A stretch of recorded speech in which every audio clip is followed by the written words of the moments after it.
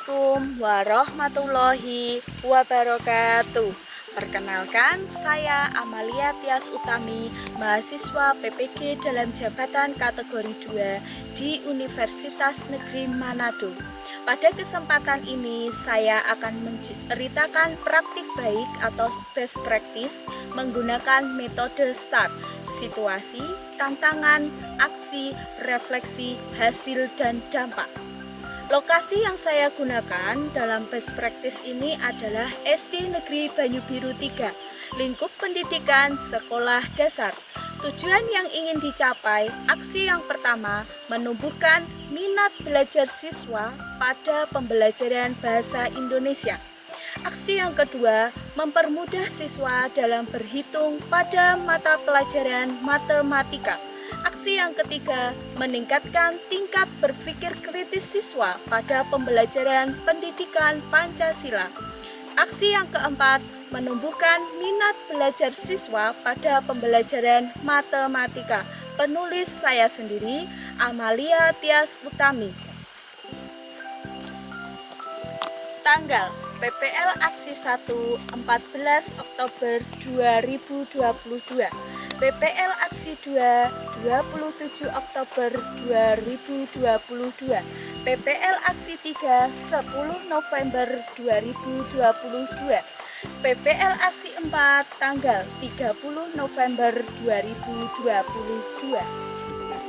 Situasi, kondisi yang menjadi latar belakang masalah. 1. Minat belajar siswa kurang karena guru belum maksimal dalam menerapkan model pembelajaran inovatif pada mata pelajaran bahasa Indonesia. Yang kedua, peserta didik belum menguasai konsep dasar pengurangan pada mata pelajaran matematika. Yang ketiga, minat belajar siswa kurang karena media PowerPoint atau PPT yang disajikan kurang menarik pada mata pelajaran pendidikan Pancasila. Yang keempat, minat belajar siswa kurang karena materi yang disajikan kurang menarik pada mata pelajaran matematika. Praktik pembelajaran ini penting untuk dibagikan dengan harapan antara lain. 1. Membagikan pengalaman yang telah saya lakukan. Yang kedua, menambah wawasan bagi pembaca. Yang ketiga, menginspirasi pembaca jika ingin membuat karya tulis maupun sebagai referensi melakukan praktik. Peran dan tanggung jawab. Dalam situasi ini, saya sebagai guru berperan sebagai fasilitator, mempunyai tanggung jawab untuk melaksanakan pembelajaran secara utuh dan efektif dengan memberikan pembelajaran yang bermakna bagi siswa sesuai dengan solusi relevan yang sudah ditentukan sebelumnya menggunakan model pembelajaran inovatif. Tantangan yang saya hadapi dalam praktik baik ini, saya menggunakan model PBL dan PJBL. Tantangan yang pertama yaitu siswa belum terbiasa untuk berdiskusi. Yang kedua, siswa belum terbiasa untuk memperhatikan PowerPoint. Yang ketiga, guru harus mempersiapkan perangkat pembelajaran, mulai dari alat peraga, LKPD, media pembelajaran, serta bahan ajar. Yang terlibat dalam praktek pembelajaran ini, yang pertama, siswa sebagai pembelajar. Yang kedua, guru sebagai fasilitator. Yang ketiga, dosen pembimbing dan guru pamong sebagai pembimbing. Yang keempat, kepala sekolah dan rekan sejawat yang mendukung terlaksananya kegiatan ini. Langkah-langkah yang saya lakukan untuk menghadapi tantangan tersebut, yang pertama yaitu saya harus membimbing siswa dalam kegiatan berdiskusi sehingga siswa dapat mengerjakan LKPD. Yang kedua, guru harus menyiapkan perangkat pembelajaran yang benar-benar kreatif dan inovatif sehingga siswa akan lebih tertarik untuk mengikuti pelajaran dan hasilnya akan meningkat. Dalam melaksanakan praktik baik, saya menggunakan model pembelajaran PBL dan PJBL. Dalam aksi 1 sampai aksi 3 saya menggunakan model pembelajaran PBL. Adapun langkah-langkah dari model pembelajaran PBL yaitu yang pertama, mengorientasikan siswa pada masalah. Yang kedua, mengorganisasikan kerja siswa. Yang ketiga, melakukan penyelidikan atau penelusuran untuk menjawab permasalahan. Yang keempat, menyusun hasil karya dan mempresentasikannya. Yang kelima, melakukan evaluasi dan refleksi proses dan hasil penyelesaian masalah.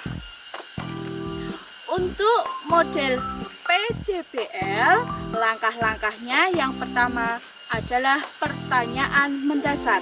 Yang kedua, mendesain perencanaan produk. Yang ketiga, menyusun jadwal pembuatan. Yang keempat, memonitor keaktifan dan perkembangan proyek. Yang kelima, menguji hasil. Dan yang keenam adalah mengevaluasi pengalaman belajar. Sumber daya yang diperlukan antara lain yang pertama laptop, LCD, PPT, kertas karton, bangun ruang, dan alat tulis.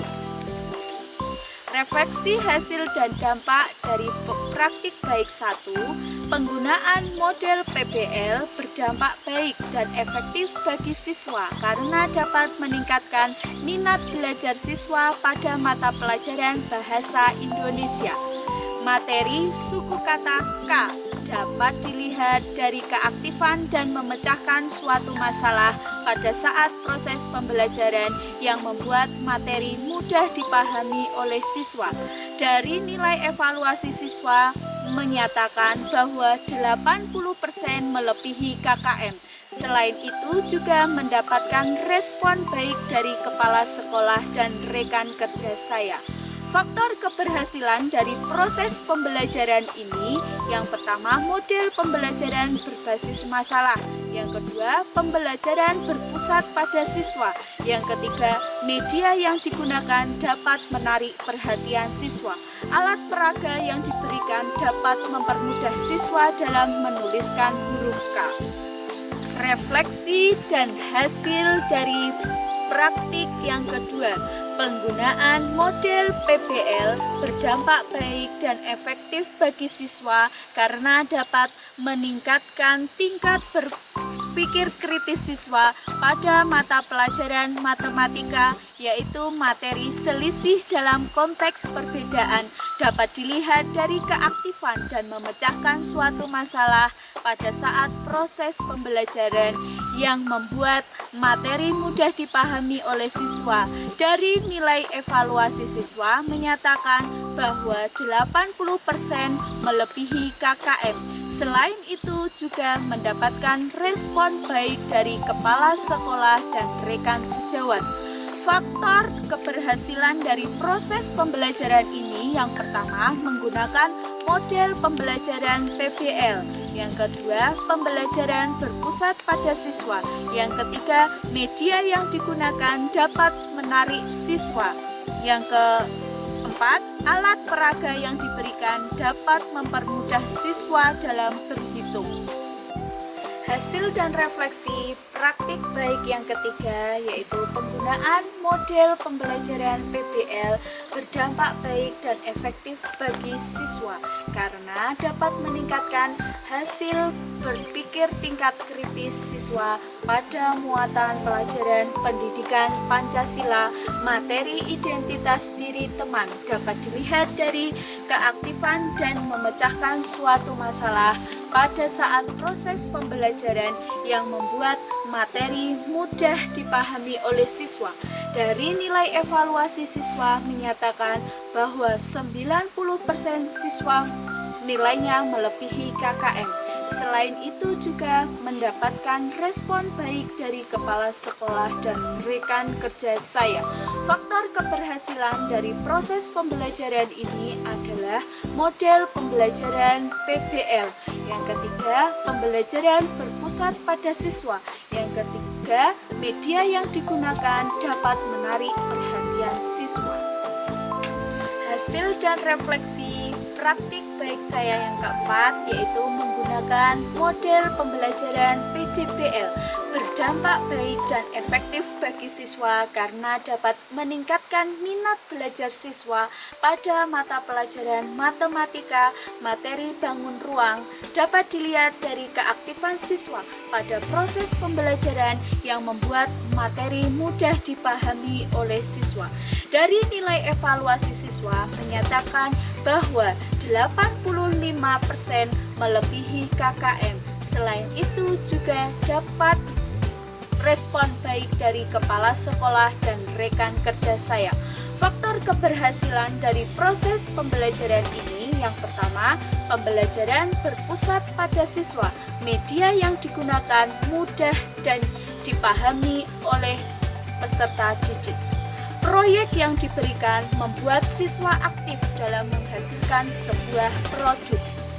Pembelajaran dari keseluruhan proses tersebut adalah pembelajaran yang bisa diambil dari keseluruhan proses dan kegiatan yang sudah dilakukan adalah guru harus memiliki sikap kreatif dan bervariasi dalam menerapkan model pembelajaran yang sesuai dengan karakteristik materi dan siswa di kelasnya. Media yang digunakan seharusnya berbasis teknologi dan pembelajaran berpusat pada siswa, sedangkan guru hanya sebagai fasilitator.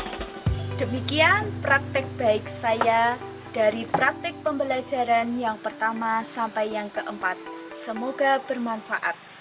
Wassalamualaikum warahmatullahi wabarakatuh.